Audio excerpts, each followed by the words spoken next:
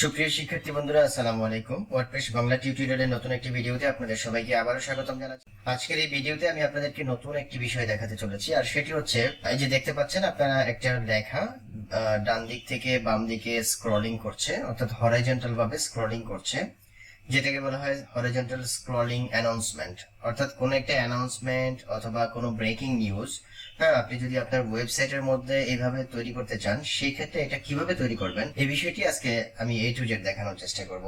আশা করি ভিডিওটি শুরু থেকে শেষ পর্যন্ত আপনি দেখবেন।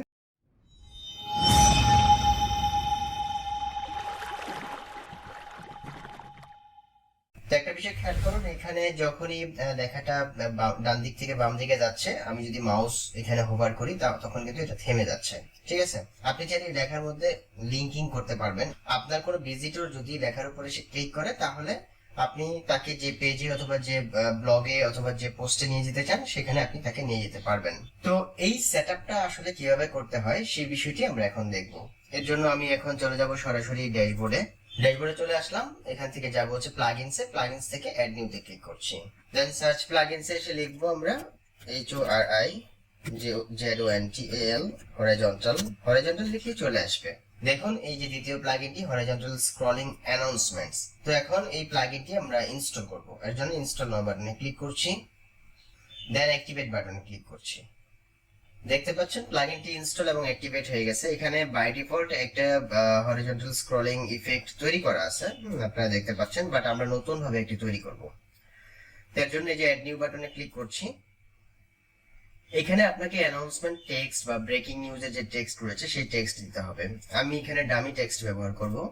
ডামি টেক্সট ব্যবহার করার জন্য গুগলে সার্চ করছি ডামি টেক্সট, দেন লরাম জেনারেটর যে ওয়েবসাইটে রয়েছে, এখান থেকে আমি আপাতত অল্প কিছু টেক্সট এখান থেকে কপি করে নিই। ধরুন আমি এতটুকু টেক্সট এখান থেকে কপি করলাম, Ctrl+C চেপে কপি করছি, দেন এখানে এসে পেস্ট করে দিলাম। এরপর নিচের দিকে আসলে দেখুন, এখানে আপনি চাইলে আপনার ভিজিটর যদি এই লেখার উপরে সে ক্লিক করে, তাহলে তাকে যদি কোনো লিঙ্কে নিয়ে যেতে চান, তাহলে এখান থেকে আপনি লিঙ্কটা সেট আপ করে দিতে পারবেন এবং লিঙ্কের টার্গেটও সেট আপ করে দিতে পারবেন, ওপেন ইন সেম উইন্ডো অথবা আপনি ওপেন ইন নিউ উইন্ডো। হ্যাঁ, আপনি নতুন কোনো উইন্ডোতেও আপনার ভিজিটরকে নিয়ে যেতে পারবেন। এরপর হচ্ছে ডিসপ্লে অর্ডার। এখানে ডিসপ্লে অর্ডার 1 রয়েছে, বাই ডিফল্ট 1ই থাকবে। দেন এখানে অবশ্যই আপনাকে একটা গ্রুপ সিলেক্ট করে দিতে হবে। বর্তমানে এখানে ডিফল্ট একটা গ্রুপই রয়েছে, বাট আমরা এখানে অন্য একটা গ্রুপ তৈরি করব। ধরেন আমি তৈরি করছি ডামি। হ্যাঁ, ডামি নামে একটা গ্রুপ তৈরি করলাম। দেন নিচের দিকে এসে স্টার্ট ডেট। ধরুন আপনি কোন একটা প্রোগ্রামের উপর এখানে একটা অ্যানাউন্সমেন্ট দিয়েছেন, হ্যাঁ, যেটা স্টার্টিং একটা ডেট আছে এবং এন্ডিং ডেট আছে। তো আপনি এখান থেকে চাইলে ডেটটা সিলেক্ট করে দিতে পারেন এবং স্টার্ট টাইমটা সিলেক্ট করতে পারেন, এখানে এন্ডিং ডেট সিলেক্ট করতে পারেন, এখানে এন্ডিং টাইম সিলেক্ট করতে পারেন। তো এগুলো আসলে আমি দেখাচ্ছি না, কারণ এগুলো আপনি পারবেন। জাস্ট এখানে ডেটটা লিখে দিলেই হবে, এখানে টাইমটা সিলেক্ট করে দিলেই হবে। তো বাই ডিফল্ট যা আছে তাই আমি রাখছি। দেন এখান থেকে স্টাইল করতে পারবেন, লেখার কালার এখানে ব্লু শো করবে, যেটা আপনারা দেখতে পাচ্ছেন, এই যে ব্লু কালার এখানে লেখাটা আসতেছে। আপনি চাইলে কালারটা চেঞ্জ করে দিতে পারেন। ধরুন আমি আপনাদেরকে দেখানোর জন্য এখানে রেড কালার সিলেক্ট করে দিচ্ছি। হ্যাঁ, রেড লিখে দিলাম, আপনার লেখাটা রেড আকারে আসবে। বা আপনি আপনার মতো করে ব্ল্যাক দিতে পারেন, যে কোনো কালার এখানে আপনি সেট আপ করতে পারেন। তো মোটামুটি ভাবে আমাদের এই স্ক্রলিং অ্যানাউন্সমেন্টটা যেটা সেট আপ করা দরকার আমি সেট আপ করে ফেলেছি। এখন জাস্ট সাবমিট বাটনে ক্লিক করব। সাবমিট বাটনে ক্লিক করলে কিন্তু আপনার, আমি যদি এখন রিফ্রেশ করি, আচ্ছা, রিফ্রেশ দেওয়ার পরে আমরা দেখতে পাচ্ছি এটা লেখার কালারটা চেঞ্জ হয়ে গেছে। ঠিক আছে, কারণ কি? কারণ হচ্ছে আমি এখানে গ্রুপ নেম সিলেক্ট করেছি হচ্ছে ডামি, যেটা কিনা আমি যদি এই মুহূর্তে আপনাদেরকে একটু দেখাই, দেখুন এই যে ডামি, এর পূর্বে আমি তৈরি করেছিলাম সেটা দিয়েছিলাম ডামি, যে কারণে এই গ্রুপ নেম থেকে ওইটা পাচ্ছে। আমি যদি এখানে গ্রুপ নেমটা চেঞ্জ করে দিই, তাহলে কিন্তু আর এটা শো করবে না। আমি দেখাচ্ছি আপনাদেরকে, এখানে ডামি সিলেক্ট করা রয়েছে। আমি যদি এখানে অন্য একটা গ্রুপ নেম ধরুন দিলাম হচ্ছে হ্যালো, হ্যালো দিয়ে দেন আমি এখানে যদি সেভ করি বা সাবমিট করি এবং এখানে এসে রিফ্রেশ করি, তাহলে কিন্তু এটা শো করবে না। চলে গেছে, দেখছেন? তো এটা আমাদেরকে কি করতে হবে? ফ্রন্ট পেজে শো করাতে হবে। তো ফ্রন্ট পেজে আমরা কিভাবে শো করাতে পারবো সেই বিষয়টা আমরা এখন দেখব। এর জন্য আমরা আবার একটু ড্যাশবোর্ডে চলে আসবো। ড্যাশবোর্ডে আসার পর দেন এখান থেকে হরাইজন্টাল স্ক্রলে ক্লিক করছি। দেখুন এই যে এখানে কিন্তু আমাদের গ্রুপ নেমটা চেঞ্জ হয়ে গেছে, হ্যালো চলে আসছে।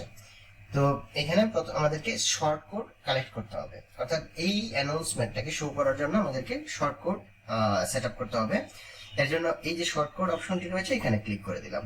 ক্লিক করে দেওয়ার পর একটু নিচের দিকে যাব, নিচের দিকে আসার পর আমরা যদি দেখি তাহলে এই যে দেখুন shortcut for post and pages. আপনি যদি পোস্ট এবং পেজের মধ্যে এই অ্যানাউন্সমেন্টটা শো করাতে চান তাহলে সিম্পলি এখানে আমরা একটু শর্টকাটটা যদি দেখি তাহলে বুঝতে পারবো। এই যে এখানে গ্রুপ নেম দিতে হবে, তারপর স্পিডটা আপনি চেঞ্জ করতে পারবেন এখান থেকে, ডিরেকশনটা লেফট থেকে মানে রাইট থেকে লেফটের দিকে যাবে, ঠিক আছে। আর এখানে হচ্ছে কি ডাউন অর্থাৎ উপর থেকে নিচের দিকে যাবে। তো আমরা অবশ্যই লেফট থেকে রাইটেরটা ইউজ করব। এই শর্টকাটটা আমি এখান থেকে কন্ট্রোল সি চেপে কপি করে নিলাম। কপি করে এখন যেহেতু আমি কালার থিম এখানে ইউজ করেছি, সো এটা আপনি যদি এলিমেন্টর দিয়ে ইউজ করেন তাহলে এলিমেন্টরের শর্টকাট ইউজ করতে পারবেন। আর যদি আপনি ওয়ার্ডপ্রেসের কাস্টমাইজেশন থেকে এটা নিয়ে আসতে চান তাহলে আপনি কাস্টমাইজেশন থেকে শর্টকাট ইউজ করতে পারবেন।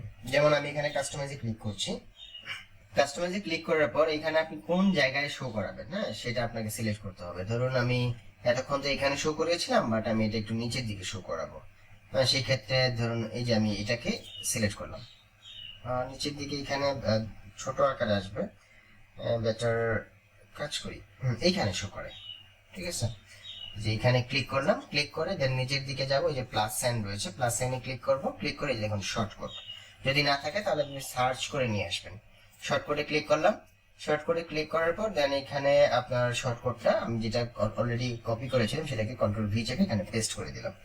পেস্ট করে দেওয়ার পর এখানে আপনাকে গ্রুপের নেম দিতে হবে। তাহলে গ্রুপের নেমটা কোথায় পাবেন, আমি যেটা অলরেডি আপনাদেরকে দেখিয়েছি, এই যে এটা হচ্ছে গ্রুপ নেম। তো আমি এটাকে এখান থেকে কন্ট্রোল সি চেপে কপি করছি, কপি করে দেন এখানে এসে পেস্ট করে দিলাম। গ্রুপের নেমটা এখানে পেস্ট করে দিলাম। পেস্ট করে দেওয়ার পর দেন স্পিডটা এখানে 10 রয়েছে, আমি এটাকে স্পিডটা একটু কমিয়ে দেবো, এর জন্য আমি 20 দিলাম। দেন ডিরেকশন রাইট থেকে লেফটের দিকে যাবে। গ্যাপটা 50 পিক্সেল, এটা আসলে খুব কম, আমি এখানে 500 পিক্সেলের একটা গ্যাপ রাখছি। তো এই হচ্ছে আমাদের সেটআপ কমপ্লিট। এখন আমি এটাকে পাবলিশ করে দিব। এই যে দেখুন এখানে কিন্তু লেখা চলে আসছে অলরেডি, ঠিক আছে, রেড কালারে আসছে। তো এটা এখানে আমাদের কিন্তু অ্যানাউন্সমেন্টটা যেটা লেফট রাইট থেকে লেফটে যাবে সেটা কিন্তু এখানে শো করবে না, এটা আমাদের অবশ্যই ফ্রন্ট এন্ডে শো করবে। এর জন্য আমি সাইটটাকে আবার ভিজিট করছি। ভিজিট করার পর এখন যদি নিচের দিকে যাই, এই যে দেখুন সুন্দর করে রাইট থেকে লেফটের দিকে কিন্তু লেখাগুলো অ্যানাউন্সমেন্ট আকারে যাচ্ছে, অর্থাৎ স্ক্রলিং হচ্ছে, ঠিক আছে, হরিজন্টালি এটাকে স্ক্রলিং হচ্ছে। তো এই ধরনের সেটআপ আপনি যে কোনো জায়গায় করতে পারবেন। সেটা আপনি চাইলে ফুটারে করতে পারবেন, চাইলে আপনি সাইড বারে করতে পারবেন, অর্থাৎ আপনার যেখানে খুশি সেখানে আপনি জাস্ট শর্টকাটটাকে যদি ইমপ্লিমেন্ট করেন তাহলে কিন্তু এটা এইভাবে শো করবে। যদি এলিমেন্টর দিয়ে আপনি কাজটা করতেন তাহলে আপনি এর মধ্যে চাইলে লেখার কালার চেঞ্জ করা থেকে শুরু করে আপনার পিছনে একটা ব্যাকগ্রাউন্ড, সুন্দর একটা ব্যাকগ্রাউন্ড দিতে পারবেন। হ্যাঁ, আপনি আপনার মতো করে যে কোনো ডিজাইন এটাকে করতে পারবেন। এই যে 500 পিক্সেলের দেখুন এখান থেকে এখান পর্যন্ত হচ্ছে 500 পিক্সেলের গ্যাপ যেটা আমি রেখেছি। তো এই হচ্ছে বিষয়, কিভাবে আপনারা হরিজন্টাল ইফেক্ট বা হরিজন্টাল স্ক্রলিং ইফেক্ট আপনারা আপনাদের ওয়েবসাইটে সেটআপ করবেন সেই বিষয়টি আমি প্রথম থেকে শেষ পর্যন্ত দেখানোর চেষ্টা করেছি। যদি ভিডিওটি ভালো লেগে থাকে তাহলে অবশ্যই ভিডিওর নিচে লাইক দিতে ভুলবেন না। আর আমার চ্যানেলে যদি আপনি একেবারে নতুন দর্শক হয়ে থাকেন তাহলে অবশ্যই চ্যানেলটিকে সাবস্ক্রাইব করে দিবেন। ভালো থাকবেন, সুস্থ থাকবেন, আগামীতে নতুন কোনো বিষয় নিয়ে হাজির হবো সেই প্রত্যাশা এখানে বিদায় নিচ্ছি। আল্লাহ হাফেজ, ধন্যবাদ সবাইকে।